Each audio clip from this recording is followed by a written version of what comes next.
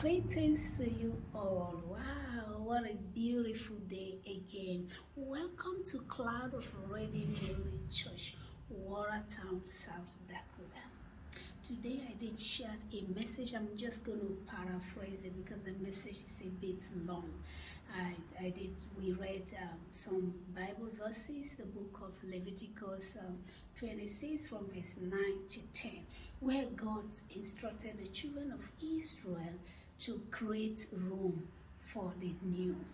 And this morning I did share a message that says, create space for the new. The children of Israel has gathered a lot of manna, they've gathered a lot of food, they've gathered a lot of stuff, they harvest. In fact, the room was filled up. The place where they are storing all of this stuff, it's already filled up. And then the Lord said to them, if you're having this old stuff that you filled up the house with this old stuff, how are you going to receive the new harvest? He said there is a need for you to create room. In other words, get rid of the old things so that the new harvest can come, so that the new things, new idea can come in. And also in the book of Acts of the Apostles, chapter 9, I also read a scripture there where the Bible made it clear that Peter went into the house of Dorcas when Dorcas was dead and the whole community was crying. There was uproar everywhere. People were mourning and crying and saying, oh, Dorcas was a great woman.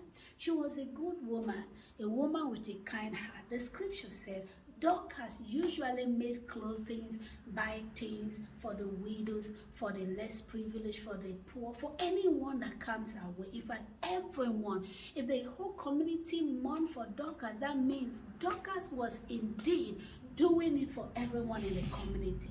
And he was recognized of that. So when Dorcas passed, the scripture said they went calling Peter to come and pray. And when Peter stepped into the room, Peter said, let everyone be out of the room. Get everyone out of the room. And everyone left the room. And so Peter was left with just Dorcas, the dead woman, with him. And so Peter screamed and Peter spoke and prayed. He did a very simple prayer by just saying, Tabitha, get up. And when Peter said, Tabitha, get up, Dorcas got up. She was raised from the dead. She sat up. The scripture said she sat up.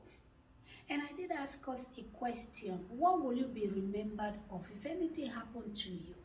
You know, just like you have grandpa, right? You also have your great grandpa. And some of them, some people will say, no, my great grandpa was so dumb. Some of them will say, my great grandpa was so evil. My great grandpa was so problematic. My great grandpa, or maybe my great grandma, was a wicked woman. There are people that people indeed can literally, they will say that in a community. What will you be remembered of? What is your grandpa, your grandma is remembered of? Like I just gave some couple examples there. Dorcas was good, and when she passed on, the scripture said the entire community cried for Dorcas.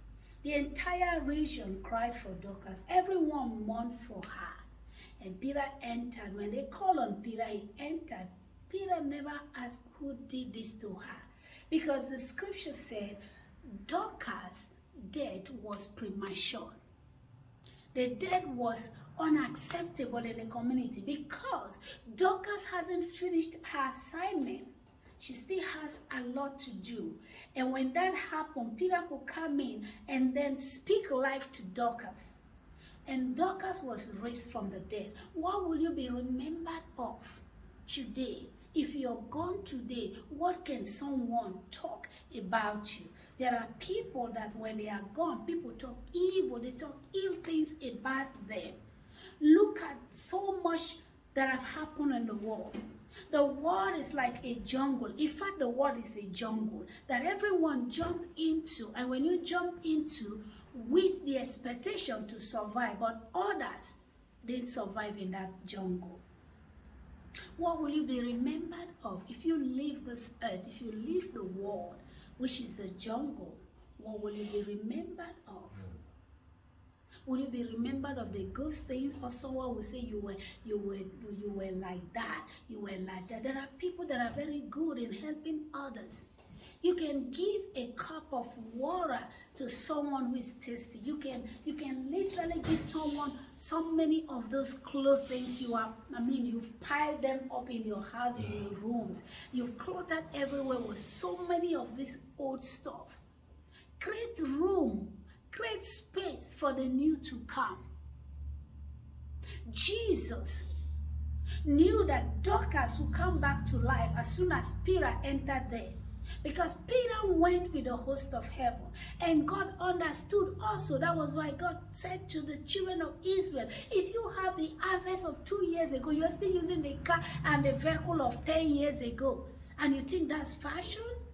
And when they are having all of that, God said to the children of Israel, no, you cannot receive new things. You cannot see new technology. You cannot experience something great. You can't see achievement if you're still holding on to the old microphone, if you're still holding on to these old flowers, if you're still holding on to the harvest of 2 years ago. You are still celebrating of harvest of 5 years ago, something that happened to you in 2020.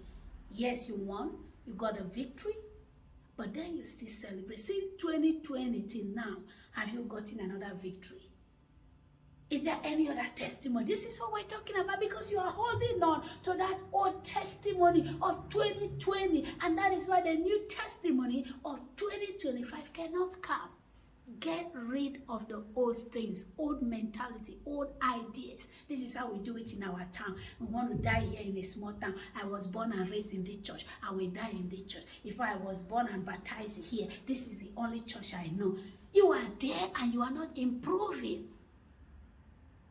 Who are you harming? You're harming yourself.